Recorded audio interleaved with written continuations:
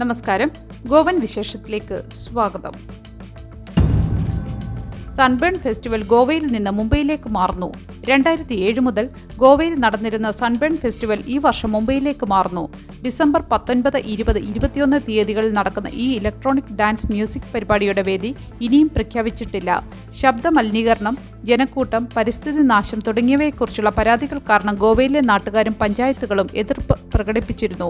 കഴിഞ്ഞ വർഷം പെർനേമിൽ ദാർഗൽ എന്ന സ്ഥലത്ത് നടത്താനുള്ള പദ്ധതി ഗ്രാമസഭകൾ തടഞ്ഞു.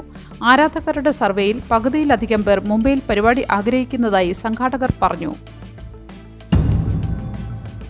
ഗോവയിൽ കോൺട്രാക്ട് അധ്യാപകരെ സ്ഥിരപ്പെടുത്തുന്നു. ഗോവ സർക്കാർ കോൺട്രാക്ച്വൽ അധ്യാപകരെ സ്ഥിരപ്പെടുത്താൻ പദ്ധതി പ്രഖ്യാപിച്ചു.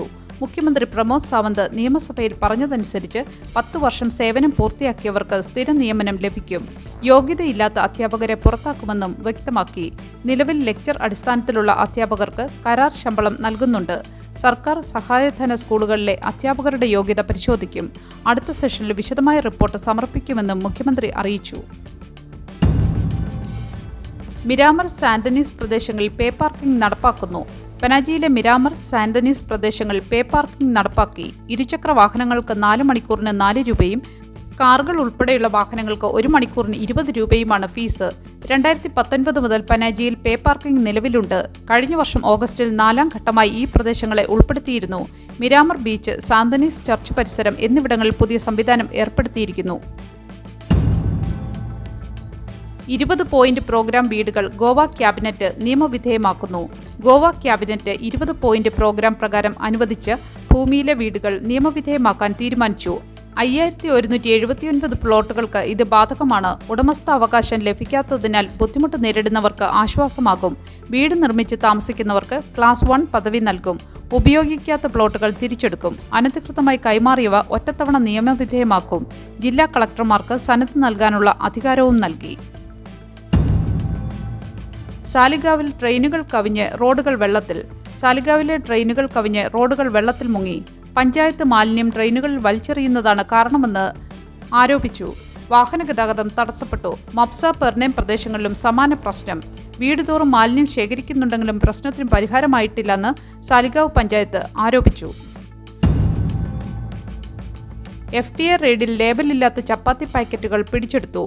ഗോവയിൽ FDA റെയ്ഡ് നടത്തി ലേബലില്ലാത്ത 250 ചപ്പാത്തി പാക്കറ്റുകൾ പിടിച്ചെടുത്തു.